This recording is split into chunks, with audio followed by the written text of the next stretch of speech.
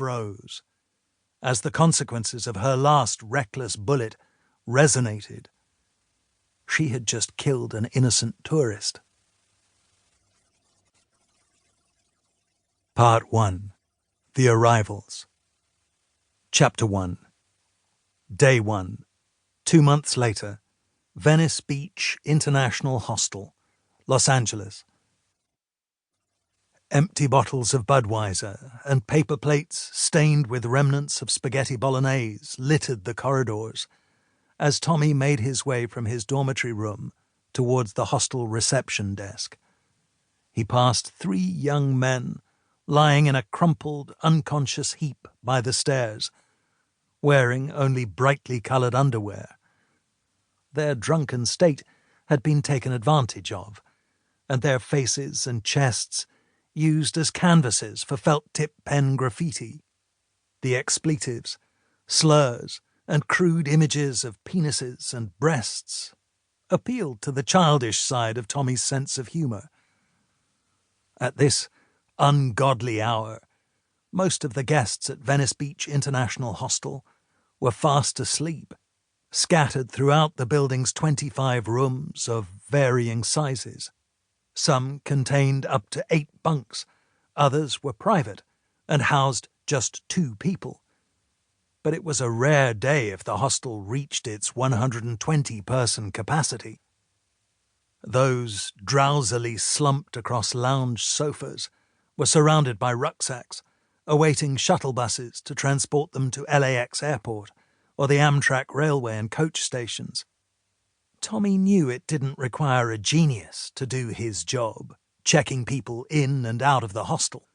There wasn't even a computerized system to master, just a tatty, leather-bound ledger with a date written in biro on each page and the names of who was allocated to which room.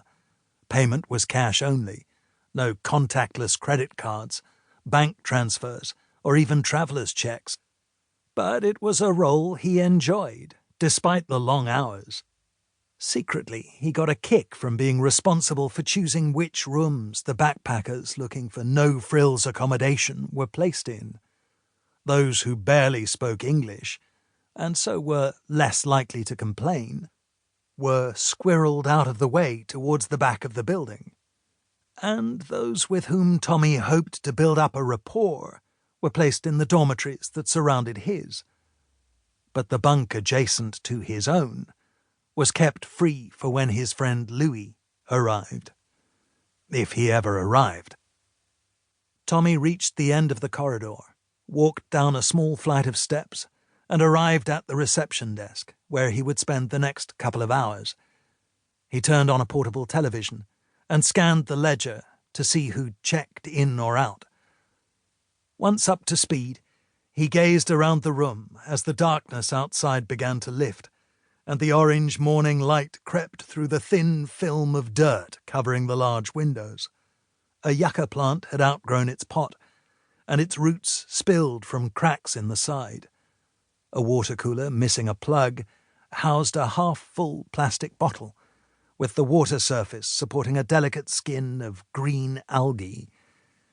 The brown carpet tiles that covered patches of the floor were frayed and mismatched. A rack of pamphlets was mostly empty, with the exception of a few outdated excursion opportunities to Disneyland, Six Flags Magic Mountain, and Universal Studios. There was no getting away from it. The hostel was a dump. But it was a dump Tommy affectionately called home. He glanced at the photographs pinned to the wall, containing familiar faces he'd met during his last 2 months in Los Angeles. Most, like him, were in their early 20s, and while he couldn't always recall their names, he never forgot a face, and they never failed to conjure up a smile. Examining an image of himself, he realized his irregular eating patterns meant he'd lost weight since the picture had been taken, some 8 weeks earlier.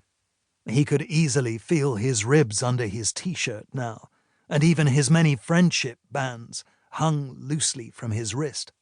His dark brown stubble disguised the gauntness in his face. He made